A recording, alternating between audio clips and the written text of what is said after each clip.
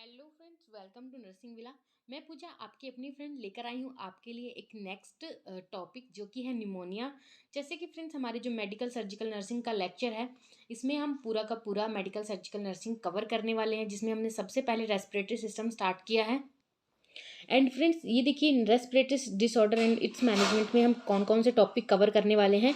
Asthma, pneumonia, pulmonary tuberculosis, bronchiectasis, abscess, lung abscess, pleurisy pleural effusion, empyema, emphysema, bronchitis, bronchitis, atelectasis, pulmonary embolism, pulmonary hypertension and flail, chest, pneumothorax, haemothorax, chronic obstructive pulmonary disease, COPD, acute respiratory failure, acute respiratory distress syndrome and asthma हम पहले ही complete कर चुके हैं। Then आज हम पढ़ने वाले हैं निमोनिया। फ्रेंड्स निमोनिया में इट इज़ दी फ्रेंड्स हम सबसे पहले देखने वाले हैं डेफिनेशन निमोनिया की। It is an inflammation of lung parenchyma which is associated with marked increase in interstitial and alveolar fluid. यानी कि इन्फ्लामेशन होती है किसमें, लंग्स पेरिकाइमा में, जो कि एसोसिएटेड होते हैं किसके साथ, मार्क्ड इंक्रीज इंटरस्टिशियल, जो भी इंटरस्टिशियल और एल्वियुलर फ्लूइड होता है उनके साथ ये एसोसिएटेड होते हैं। जैसे कि इमेज में बताया गया है कि जो भी एयर सैक यानी कि एल्वियुलर है, जो नॉर्मल वाले हैं, नॉर्मल में कैसे बताया गया है कि नॉर्मल जो एल्वेलाई हैं, जो भी सैक हैं वो कैसी दिखाई दे रही हैं, एंड जो जिनमें फ्लूइड है वो कैसी हो चुकी हैं, यानी कि जिनमें निमोनिया हो चुका है वो कैसे, उसमें कैसे फ्लूइड एक्यूमुलेशन हो चुका है, वो चीज़ें इसमें दिखाई गई हैं। नेक्स्ट हम देखेंगे इसका इटियोलॉजी या फिर कॉजेज देखेंगे हम। बैक्टीरियल इन्फेक्शन, सबसे पहला क्या आता है, जो बैक्टीरियल इन्फेक्शन है इसका कॉजेज, जिसमें आता है ग्राम पॉजिटिव और ग्राम नेगेटिव। ग्राम पॉजिटिव में आता है हमारा streptococcus pneumonia, streptococcus aureus. Negative में आता है हमारा H influenza and pseudomonas anaerobic bacteria. Then आता है हमारा second viral infection. Viral infection में आता है influenza virus, parainfluenza virus, adenovirus. Fungus infection में आता है हमारा कैंडिडियासिस, हिस्टोप्लाज्मोसिस। नेक्स्ट आता है हमारा फोर्थ में mycoplasma and protozoa in AIDS. Then friends हम देखेंगे क्लासिफिकेशन में, देखेंगे कम्युनिटी एक्वायर्ड निमोनिया होता है, दो तरह के निमोनिया होते हैं। हॉस्पिटल एक्वायर्ड निमोनिया होता है। जो कम्युनिटी एक्वायर्ड निमोनिया होता है इसमें क्या होता है, it occur in normal healthy person में हो जाता है। बैक्टीरियल इन्फेक्शन होता है, वायरल इन्फेक्शन होता है। हॉस्पिटल एक्वायर्ड निमोनिया में क्या होता है, it occur either when immunity is weak, यानी कि जब हॉस्पिटल में हम जाते हैं देन हमारी अगर इम्यूनिटी वीक है, और इन लंग्स डिसऑर्डर, और कोई भी लंग डिसऑर्डर, देन क्या होता है, एनाटॉमिकली एबनॉर्मल लंग्स एबनॉर्मल लगते हैं, देन ये हमें हो जाता है हॉस्पिटल एक्वायर्ड निमोनिया। नेक्स्ट हमारा आता है टाइप्स। इसमें कितने टाइप्स के होते हैं, सेगमेंटल निमोनिया, बाइलेटरल निमोनिया, लोबर मतलब लोब्यूलर जो लोब वाला होता है, लोबर निमोनिया, ब्रोंकियो निमोनिया। जो हमारा सेगमेंटल निमोनिया होता है उसमें क्या होता है, only in one small segmental lobes, यानी कि एक स्मॉल सेगमेंटल लोब्स में सिर्फ होता है, ये प्रेजेंट होता है। देन होता है जो मैं बाइलेटरल, यानी कि बोथ साइड होता है, segmental lobe of lungs are affected, यानी कि जो पहला था हमारा वो सिर्फ एक ही साइड में होता है, और छोटे से स्मॉल वाला जो सेगमेंटल लोब होता है उसमें होता है। और जो बाइलेटरल होता है यानी कि दोनों साइड होता है। एंड लोब्यूलर में मतलब क्या आता है, कंप्लीट लोब अफेक्टेड, जो भी सारी लोब्स होती हैं वो सारी अफेक्टेड होती हैं। ब्रोंकियो निमोनिया में क्या होता है, पैची लाइक फॉर्मेशन इन दी लंग्स, पूरे लंग्स के अंदर पैची लाइक फॉर्मेशन हो जाती है। देन हम देखेंगे रिस्क फैक्टर क्या क्या होते हैं, इसमें क्या क्या चांसेस किसको चांसेस होते हैं होने के। जो कंटिन्यूस स्मोक करते हैं उनको हो सकता है, कोल्ड वाटर जो ज़्यादा लेते हैं उनको हो सकता है, कोल्ड वेदर बेटर बोला, वेदर में रहते हैं, कोल्ड वेदर में रहते हैं, यूआरआई अपर रेस्पिरेटरी इन्फेक्शन जिनको रहता है उनको हो सकता है, एड्स वाली पर्सन को भी हो सकता है क्योंकि उनकी इम्यूनिटी वीक होती है। एज जिनकी 50 से अबव है उनको हो सकता है, एयर पोल्यूशन जहाँ पे एयर पोल्यूशन ज़्यादा होता है वहाँ पे भी ये वहाँ पे रहने वाले लोगों को भी ये सब हो सकता है। देन देखेंगे malnutrition and dehydration. Malnutrition जिनको होता है, डिहाइड्रेशन उसके बाद देखेंगे अल्टर्ड कॉन्शियसनेस लेवल, जैसे कि जिनकी जो कॉन्शियसनेस है वो अल्टर्ड होती रहती है, कोई अल्कोहलिज्म पर्सन है यानी कि जो भी नशे वगैरह करते हैं, हेड इंजर्ड पर्सन को, सीजर डिसऑर्डर को, ड्रग ओवरडोजेज को, जर्नल एनेस्थीसिया जिसको दे दिया हुआ कभी या कुछ भी ऐसा, इम्यूनी सुपरवाइज सुप्रेसिव इम्यूनी सुपरवेसिव थेरेपी, जिनको इम्यूनी सुपरवेसिव थेरेपी दी गई हो, कॉर्टिकोस्टेरॉइड्स वगैरह, उनको हो सकता है। क्रोनिक डिजीज जिनको हो, diabetic mellitus, DM, heart disease, lung disease, renal disease, cancer, इन सब पेशेंट को भी हो सकता है। Aspirants of food, fluid, vomits, inhalation of toxins, chemical gases etcetera. Clinical manifestation में क्या होता है, fever, high in bacterial infection and mild in viral. लेकिन इनकी क्लिनिकल मैनिफेस्टेशन क्या होती है, कैसे हम इसका पता लगा सकते हैं। इसमें क्या होता है, फीवर होता है, high in bacterial infection and mild in viral infection. अगर बैक्टीरियल है तो हाई होगा, अगर वायरल है तो माइल्ड होगा। देन क्या होता है, चिल्स होते हैं, इसमें ठंडी लगती है, स्वेटनिंग होती है, पसीने वगैरह जाते हैं, प्लूरेटिक पेन होता है, यानी कि जो भी लंग्स में जो प्लूरल कैविटी होती है उसमें पेन होता है, cough, sputum production, haemoptysis, cough with blood, haemoptysis में कफ विद ब्लड आता है, dyspnoea, cyanosis, rapid pulse, hot pallor skin, increase respiratory rate, low O2 saturation, headache, fatigue, dull sound production and precautions, unequal chest wall expansion. थोड़ा image के through भी बताया गया है कि हमें क्या क्या सिम्टम्स दिखाई दे सकते हैं निमोनिया में। जैसे स्किन में क्या होता है, काल्मिनेस, ब्लूनेस, लंग्स में क्या कर सकता है, कफ विद स्पूटम और phlegm, shortness of breath, pleuritic chest pain, haemoptysis. Muscular में क्या होता है, फटीग, एक, जॉइंट्स में क्या होता है, पेन होता है, gastric, nausea, vomiting, heart rate, vascular, low blood pressure, central headache, loss of appetite, mood swings, systematic क्या होता है, हाई फीवर एंड चिल्स होता है। देन हम देखेंगे हमारी जो भी पैथोफिजियोलॉजी है, पैथोफिजियोलॉजी में देखेंगे due to any causes, example bacteria, viral और अदर, यानी कि कुछ भी कोई भी जब रीज़न होता है, देन क्या होता है, इन्फ्लेमेशन इन एल्वेलाई हो सकता है, हो जाता है। मतलब जो भी हमारा निमोनिया है उसका जो भी रीज़न होता है, यानी कि बैक्टीरिया या फिर वायरस की वजह से इन्फ्लामेशन इन एल्वेलाई के अंदर इन्फ्लामेशन हो जाती है। देन क्या होता है, mast cell activate and release, mast cell activate हो जाते हैं, देन क्या रिलीज करते हैं वो, हिस्टामाइंस, प्रोस्टाग्लैंडिन, साइटोकाइनेज, ल्यूकोट्रेंस, इन सबको वो सिक्रीट करते हैं, फिर रिलीज करते हैं।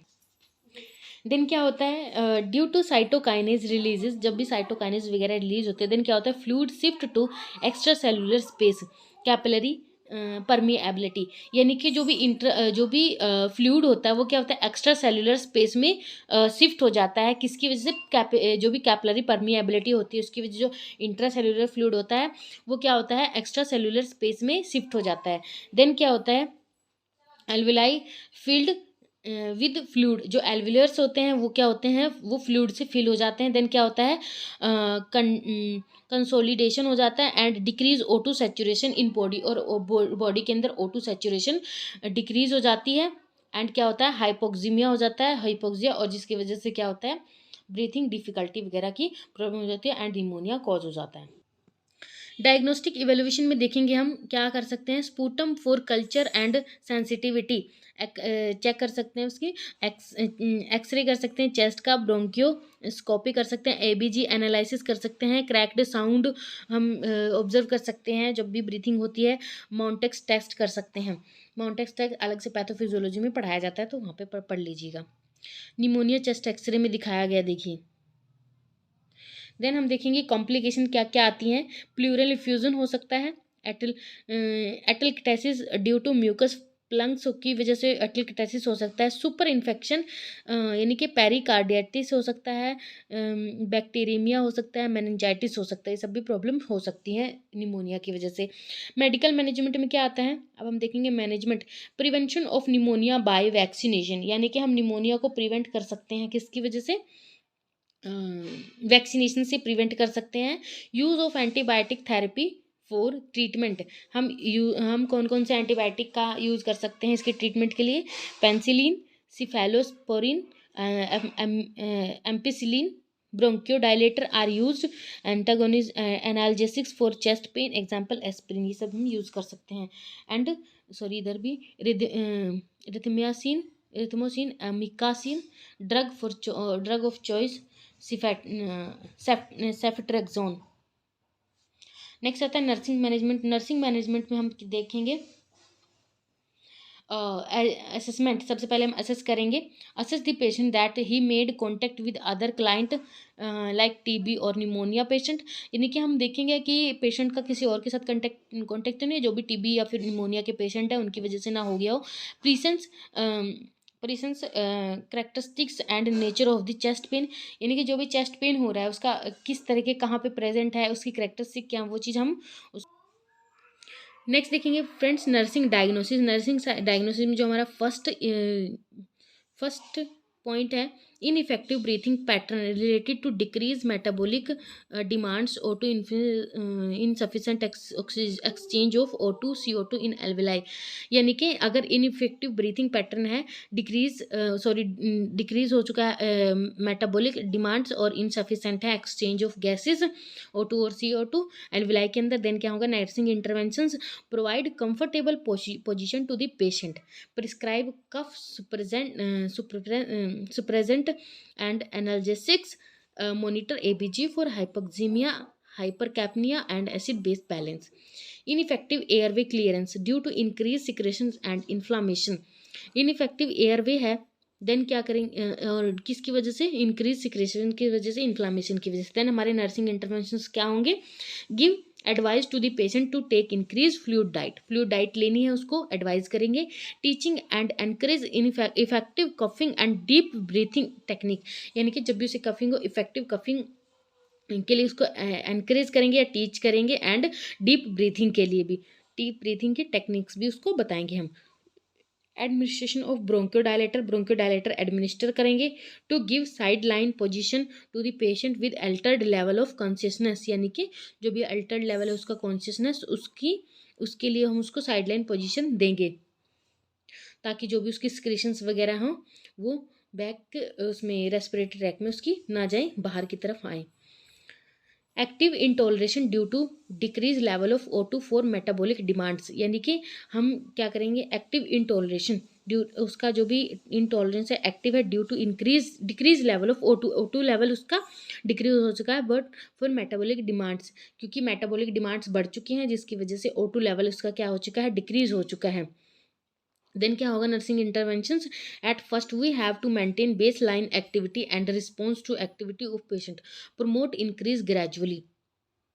Anxiety related to knowledge deficit, nursing interventions क्या होंगे, we should give psychological support to the patient, maintain a peaceful environment to give comfortable rest, provide knowledge about disease and also give satisfactory answers to the question of patient, यानी कि patient कुछ भी अगर पूछ रहा है तो उसका अच्छे से और सेटिस्फैक्ट्री आंसर देना है, नहीं है कुछ भी बोल दो।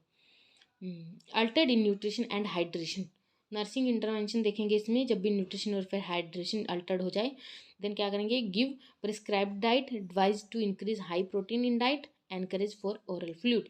प्रमोटिंग कंफर्ट को प्रमोट करने के लिए क्या करेंगे, nursing intervention provide restful position to patient, assess nature and location of chest pain. Next देखेंगे हम, administer analgesic, provide mouth for care frequently, we should give dry and warm condition to the patient. Next हमारा health education में nursing intervention क्या आती हैं, prevention of transmission of infection, provide information about collecting of handling to secretion. तो friends ये था हमारा आज का टॉपिक। नेक्स्ट वीडियो में हम पढ़ने वाले हैं pulmonary tuberculosis with easy notes. And आज का हमारा जो कीवर्ड है, हमारा की जो है कीवर्ड है आज का ABCDEFGHI है। निमोनिया में air pollution, AC air pollution, aspirants, bed rest, prolonged immobility, chronic lung disease, diabetic mellitus, endotracheal incubation, full day smoker, growing malnutrition, HIV, immunosuppressive therapy.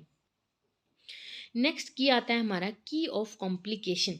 Complication में क्या क्या आती है, प्लूरल इफ्यूजन, ई पीप लैब में हम देखेंगे pleural effusion, emphysema, endocarditis, pleurisy, lung abscess, atelectasis, bacteraemia. Friends, ये था हमारा आज का वीडियो। इस सीरीज़ को फॉलो करने के लिए आप हमारे चैनल को लाइक एंड सब्सक्राइब जरूर करें। एंड आपके लिए वीडियो हमारा थोड़ा सा भी यूज़फुल रहा तो प्लीज़ अपने फ्रेंड्स को भी वीडियो को जरूर शेयर करें। Thank you friends.